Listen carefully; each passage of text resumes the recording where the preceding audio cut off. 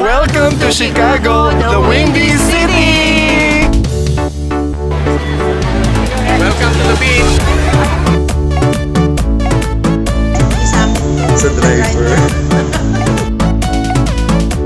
Let's go! I love you, Chicago!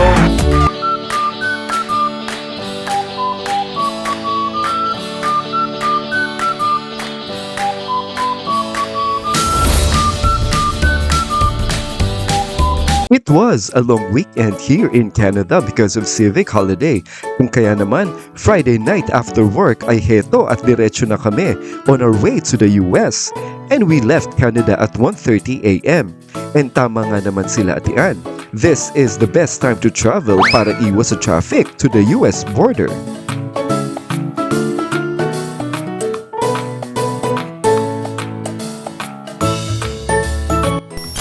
Where are we now, Kuya? We are now at exit 176, Love Shell Station.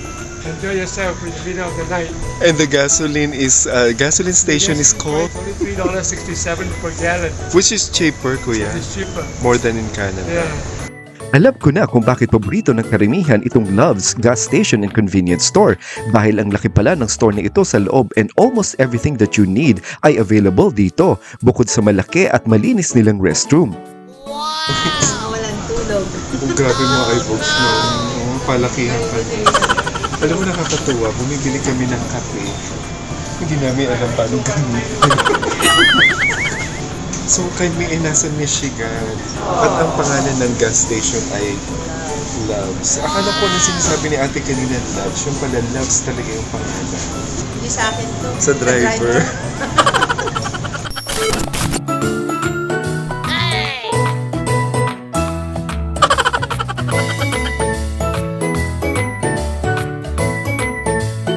Where are we now? We're now about to exit Michigan, entering Indiana. Wow. So we take this opportunity to top up gas and wash our face and have some breakfast. Kuya is star on this vlog. Ayan, diba? It's Kuya's opportunity to shine. First stopover, McDonald's.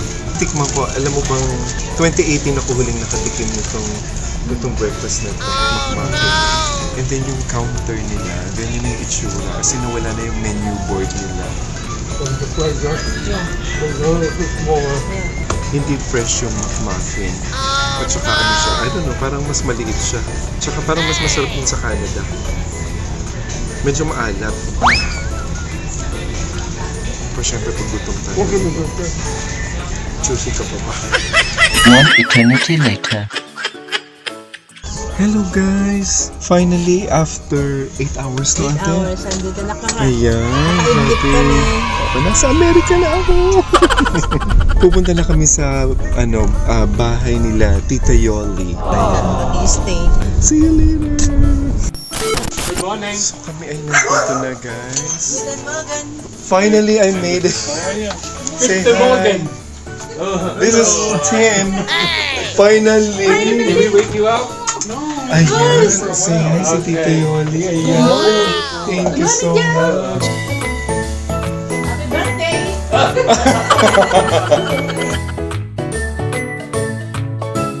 So ayan, ate, anong pin-prepare nila, nila Tita Yols? Lugaw at saka suman bulagta. O, diba? Ano yung bulagta? Kapampangan?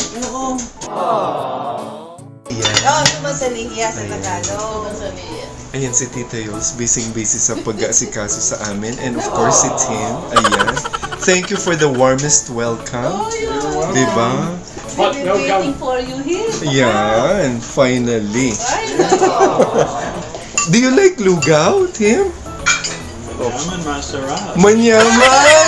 Oh my God! First American to speak Kapampangan I've heard in my life. What's up mga ka-Chinoys? So after our hearty breakfast ay nag-freshen up na kaming lahat at wala na munang tulugan because today is going to be a beautiful day at sayang ang oras. And the first destination of our trip today is downtown Chicago. And talaga namang na-excite ako dahil we are going to ride the train going to the city. And bringing your car isn't a very convenient idea. Besides it's a weekend, ay meron pang malaking event that is ongoing sa downtown. And parking your car will be super difficult at talagang extra challenge makahanap ng parking. Kaya naman, let's go to Chicago! By the way guys, this is John. He is the youngest and the cutest son of Ate Ann and Kuya Paul na super camera shy. At eto naman si Ate Marilyn na napakasarap magluto and her husband, Kuya Adjong.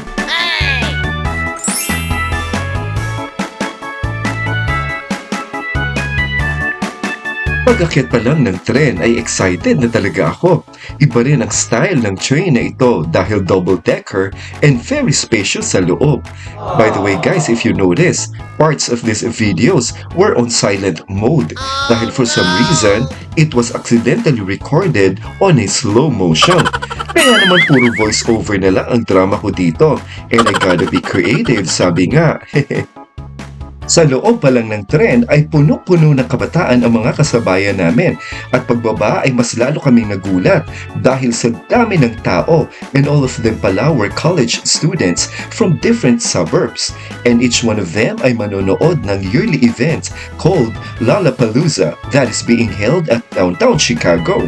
Grabe, I was a witness kung gaano kagaganda at kagagwapo ang mga kabataan dito sa Amerika. Talagang mapapasana all ka na lang. Ayan guys ha, kita nyo naman how cool these ladies are here in Chicago. I was surprised how friendly they were. We had a little chat and they subscribed right away upon knowing that I am a vlogger. And they were also ecstatic when I told them that some of us were visitors from Canada. At talaga namang feel na feel ko ang pakikipagtsikahan sa mga Amerikanang ito. Thank you girls!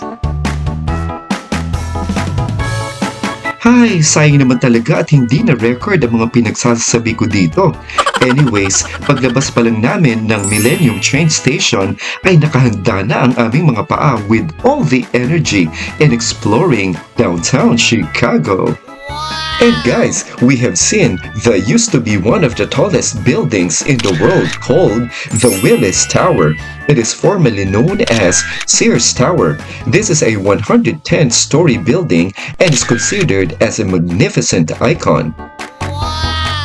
And here in Chicago River naman, you can take a ride on their water taxi for $10 and tour around downtown for half an hour to 40 minutes.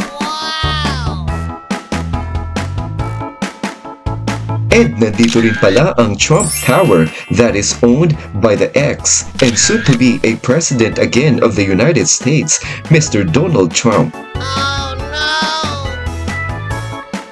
There were parts of downtown Chicago guys na parang kang nasa Ayala Avenue dyan sa Makati.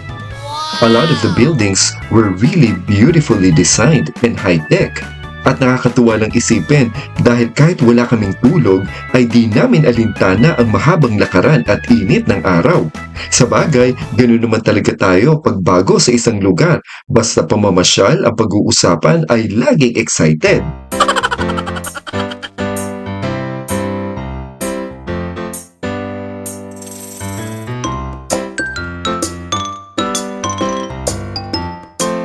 Ate Len and I were talking about the CBS Chicago kung saan mismo makikita nyo down on this building where the studio is. Heto at nagpasample pa nga ng news reporting si Kuya Paul gamit ang payong as his microphone.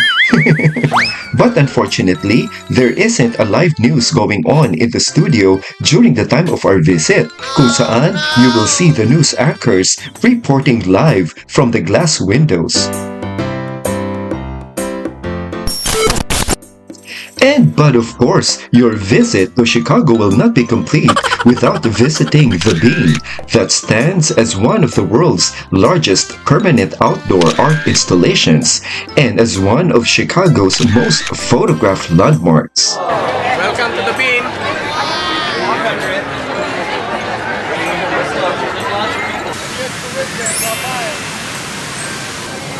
Ay, okay.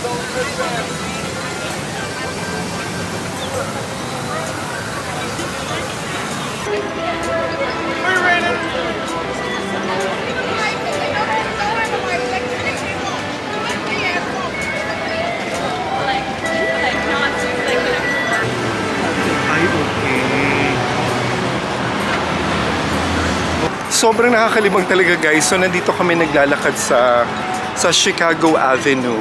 So ito yung para pinaka oldest street, ayan, kung saan makikita nyo yung mga grabe, yung mga lumang-lumang buildings. Guys, pag may problema kayo dito sa Amerika, yan daw ang Philippine Embassy. Ayan, may flag ng Philippines dito sa Chicago. Mga ano din yan, mga iconic yung dalawang layon. Ay, okay. Kinig kayo, yung movie na ano yun, kuya? Ghost in the Darkness. Okay. Ito yung dalawang, sabi nila nandito yung original na taxidermist na dalawang lion sa Africa. Oh, yung okay. man-eater na lion. Okay.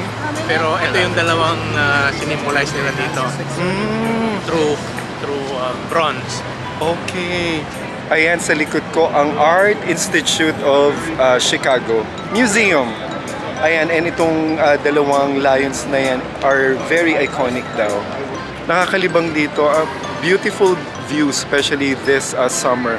Yung mga tao rito ay they're non-stop walking. You know, all people from walks of life and different nationalities, migrants and all. Sobrang nakakaaliw pag nandito kayo, mag-enjoy kayo talaga. Go, I love you, Chicago!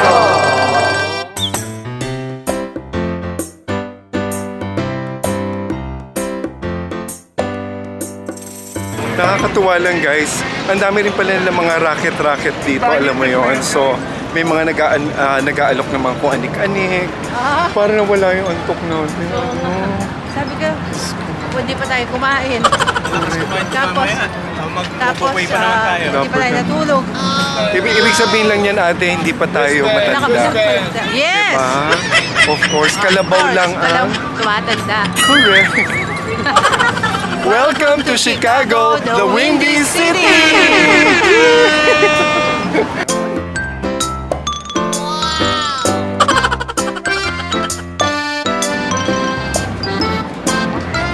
Hello mga kachinoy! So yung mga nakikita nyo na yan ay mga ticket holders yan at mag-a-attend sila nitong yearly event Lollapalooza. Ayan. So ang dami nila mula sa trend kanina ay nakasama namin sila, grabe. Ang daming mga high school and college students. So nakakaaliw lang na makita ang dami ng tao na yan. I think mag-start ang event around 6 p.m. until midnight na yan. What's your height? 7 feet. 7 feet. Ayan, grabe. Ang tangkad niya. So, yun guys. Sasakay na ulit kami ng tren pabalik sa kanila. Ayan, pero mag-bookay kami. So, let's go!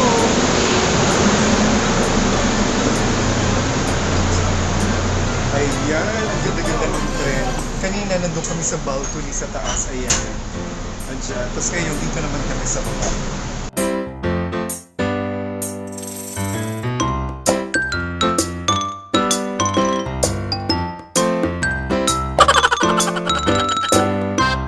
Hello mga kachinoys! Finally, after a long day ay kakain na kami dito. At ngayon naman ay magpapakabusog kami dito dahil napagod kami sa mahabang lakad. So we are eating here tonight at Shiki Buffet. So let's go and check it out kung anong meron sila dito.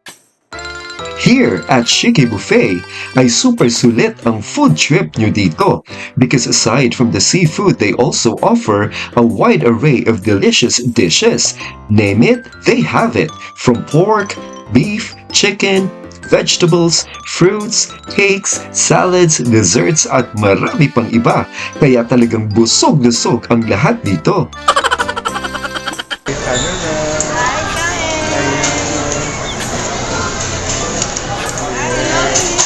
Happy birthday, Kuya! Grabe, oh.